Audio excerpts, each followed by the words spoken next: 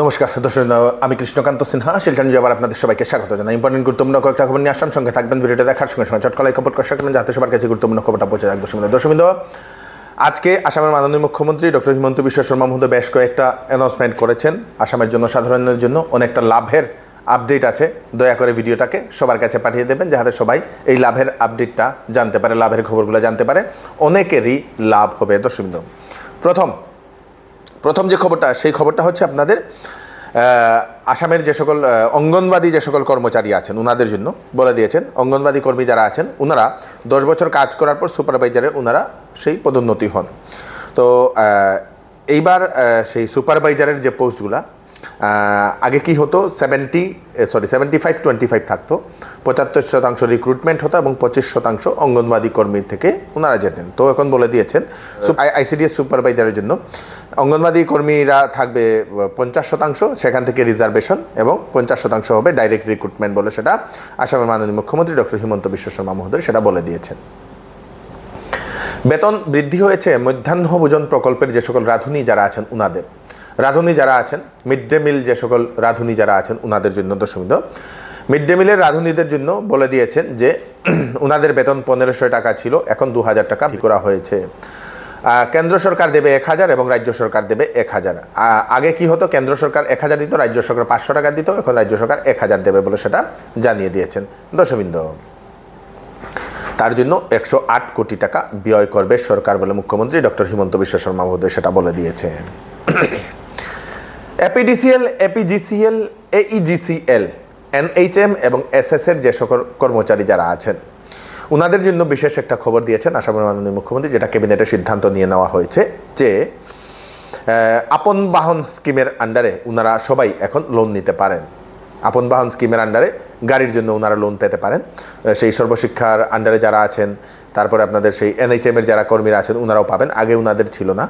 এবং ওনাদের আপন ঘর প্রকল্পের অধীনে 30 লক্ষ টাকা পর্যন্ত ওনারা বেতনের এগেনস্টে ওনারা লোন পাবেন সরকারের। দর্শক, আগে ওনাদের এই লোনের সিস্টেমটা ছিল না ওনাদের, এখন দেওয়া হয়েছে যে কন্ট্রাকচুয়াল এমপ্লয়ি যারা আছেন সর্বশিক্ষার আন্ডারে, এনএইচএম আন্ডারে ওনারাও পাবেন। দর্শক, মানে বলে দিয়েছেন যে সর্বশিক্ষা এবং এনএইচএমের যে সকল কর্মচারী যারা আছেন, যারা এসএসের আন্ডারে যারা পার্মানেন্ট হননি ওনারাও পাবেন এই সুবিধাটা, লোনের সুবিধাটা ওনারাও পাবেন আপন বাহন স্কিমের আন্ডারে এবং আপন সেই ঘর স্কিমের আন্ডারে। এপিজিসিএল, এপিডিসিএল, এইজিসিএল সঙ্গে এনএইচএম, এসএসএ।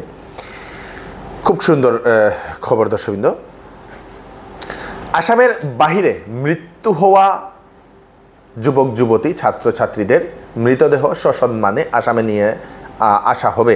নতুন একটা স্কিমের ঘোষণা করেছেন মুখ্যমন্ত্রী মহোদয়, শ্রদ্ধাঞ্জলি প্রকল্প।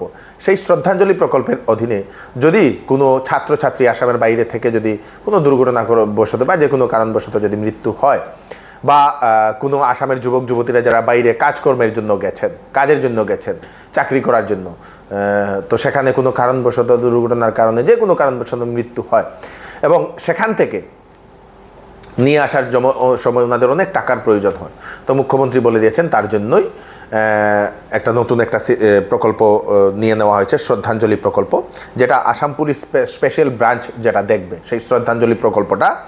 এবং তার জন্য একটা টোল ফ্রি নাম্বারও দিয়ে দেওয়া হয়েছে, 112 নম্বর 112। সেই টোল ফ্রি নাম্বারে ফোন করলে, সেই টোল ফ্রি নাম্বারে ফোন করলে আপনারা যদি আপনাদের কেউ যদি এরকম মারা যান, তো গার্জিয়ানকে ফোন করতে লাগবে। গার্জিয়ান ফোন করার পরে আসাম পুলিশ স্পেশাল ব্রাঞ্চের তরফ থেকে সেই মৃতদেহকে সসম্মানে আসামে নিয়ে আসা হবে। বলে দেওয়া হয়েছে যে যারা চিকিৎসা করতে গিয়ে যারা মারা যাবেন ওনাদেরকে এই সুবিধা দেওয়া হবে না, শুধু যারা কাজ খুঁজে কাজকর্মের জন্য যারা গেছেন বা ছাত্রছাত্রীরা যারা পড়াশোনার জন্য গেছেন তাদের জন্যই এই সুবিধাটা। দর্শকবৃন্দ, খুব সুন্দর একটা ঘোষণা আসামের মাননীয় মুখ্যমন্ত্রী মহোদয়ের। আসামের তৃতীয় লিঙ্গের যে সকল মানুষ আছেন ওনাদের জন্য নতুন একটা ঘোষণা করা হয়েছে। তৃতীয় লিঙ্গের মানুষকে দেওয়া হবে পরিচয়পত্র, তাদেরকে সোশিয়ালি অ্যান্ড এডুকেশনালি ব্যাকওয়ার্ড ক্লাসের মর্যাদা দিয়ে দেওয়া হবে। শুধু আসামের বাইরের থেকে এসে যারা তৃতীয় লিঙ্গের মানুষ যারা এখানে এসে যারা অনেক ধরনের কাজকর্ম করছেন ওনাদের জন্য নয়, শুধু আসামের বাসিন্দা যারা ওনারাই পাবেন, তাদেরকে আলাদা একটা সেই পরিচয়পত্র দেওয়া হবে। দর্শকবৃন্দ, বলে দিয়েছেন মুখ্যমন্ত্রী। আসামে সেই নতুন সিদ্ধান্ত রাহা ডেভেলপমেন্ট কাউন্সিল গঠন করারও অনুমোদন দেওয়া হয়েছে ক্যাবিনেটে। মুখ্যমন্ত্রী বলে দিয়েছেন সর্বশিক্ষার থেকে রেগুলার হওয়া টিচার এবং এলপি এবং এমইতে কন্ট্রাকচুয়াল টিচার যারা আছেন, যারা রেগুলার হয়েছেন, তাদের ইনক্রিমেন্ট যেটা হয়নি 3% ইনক্রিমেন্ট, সেটা দেওয়ারও সিদ্ধান্ত নিয়ে নেওয়া হয়েছে, ঘোষণা করা হয়েছে। দশমিন্দু সেটাও সেই ইয়ে করা হবে, তাদের ইনক্রিমেন্টটা দেওয়া হবে। গোয়ালপাড়াতে আছে দুটা বিল, একটা হচ্ছে উড়োপথ বিল, যেটা 10,000 বিঘা মাটি, সেই বিলকে একটি প্রস্তাবিত বনাঞ্চল বানানোর জন্য আজকে ক্যাবিনেটে সেটাও সেই প্রস্তাব নিয়ে নেওয়া হয়েছে রিজার্ভ ফরেস্ট বানানোর জন্য। দশমিন্দ তো সেখানে যারা মানুষ আছেন ওনাদের 1 মাস সময় দেওয়া হবে, যদি কোনো আপত্তি যদি করেন তাহলে সেই আপত্তি নিষ্কাশনের ব্যবস্থা করা হবে, যদি আপত্তি না থাকে তাহলে রিজার্ভ ফরেস্ট বানানো হবে। তাছাড়া হাসিলা বিল, যেখানে উচ্ছেদ চলছিল 245 হেক্টর, প্রায় 1500 বিঘা সামথিং, এবং সেই জমিতেও রিজার্ভ ফরেস্ট বানানোরও প্রস্তাব নেওয়া হয়েছে। 1 মাসের মধ্যে আপত্তি শোনা হবে, আপত্তি যদি না থাকে তাহলে সেটাকেও ফরেস্ট বানানো হবে। সেই বিলটাকে যেটা জানা গেছে উড়োপথ বিল, সেখানে প্রায় প্রতি বছর 3000 বিভিন্ন রঙের পাখি সেখানে আসে। দশমিন্দ সেটা জানা গেছে। দশমিন্দ মানে গোয়ালপাড়াতে যে উচ্ছেদিত জমি, সেই উচ্ছেদিত জমিকে সেই বনাঞ্চল বানানোর একটা প্রস্তাব নিয়ে নেওয়া হয়েছে। আসাম সরকার একটা আসাম অল্টারনেটিভ ফান্ড একটার ঘোষণা করেছে, যেটা 3000 কোটি টাকার সেটাতে অনুমোদন দেওয়া হয়েছে। স্টার্ট আপ এবং বাইরে থেকে আসা কোম্পানিগুলোতে আসাম সরকারের স্টেক নেওয়ার জন্য সেই আসাম অল্টারনেটিভ ফান্ডে সেই ব্যবস্থাটা থাকবে। দশমিন্দ হিন্দুজা গ্রুপের তরফ থেকে পাল্ম স্টোরেজ প্রজেক্ট একটা বানানো হবে কার্বি আংলং জেলাতে।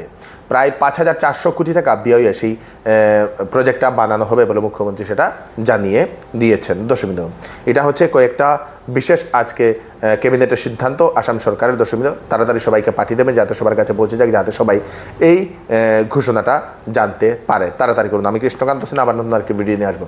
ততক্ষণ আপনারা সুস্থ থাকবেন, সেফ থাকবেন। ধন্যবাদ। যদি আপনাদের বাড়িতে কোনো ধরনের বিবাহ, অন্নপ্রাশন বা যে কোনো ধরনের ফাংশন, বার্থডে পার্টি থেকে শুরু করে কোনো ধরনের যদি ফাংশন থাকে, তাহলে চলে আসুন লক্ষ্মীনারায়ণ বিবাহ বাসর। সেখানে আপনারা বিবাহ, অন্নপ্রাশন থেকে সব ধরনের অনুষ্ঠান করতে পারবেন। খুব সুন্দরভাবে আপনাদের পছন্দ মতো সেখানে ডেকোরেশন করতে পারবেন। তার সঙ্গে সঙ্গে সেখানে ক্যাটারিংয়ের সুব্যবস্থাও আছে। তাড়াতাড়ি যোগাযোগ করুন। কম টাকায় আপনারা এখানে আপনাদের যে কোনো ধরনের ফাংশন আপনারা করতে পারবেন। মোবাইল নাম্বারটা দেওয়া আছে, তাড়াতাড়ি ফোন করে নিন। সেল সেল সেল চৌধুরী টেক্সটাইলে চলছে সেল। বিবাহ এবং গরমের কাপড়ের উপর 10 থেকে 70% ডিসকাউন্ট। বিবাহ এবং ফ্যান্সি কাপড়ের উপর থাকছে ফ্ল্যাট 20% ডিসকাউন্ট। সঙ্গে থাকবে আকর্ষণীয় উপহার। 10 দিনের ভিতরে বিক্রিত মাল পছন্দ না হলে ফেরত নিয়ে যেতে পারবেন। চৌধুরী টেক্সটাইল, ফাটক বাজার, গলি নম্বর 2, শিলচর। ফোন নম্বর 03842 234063।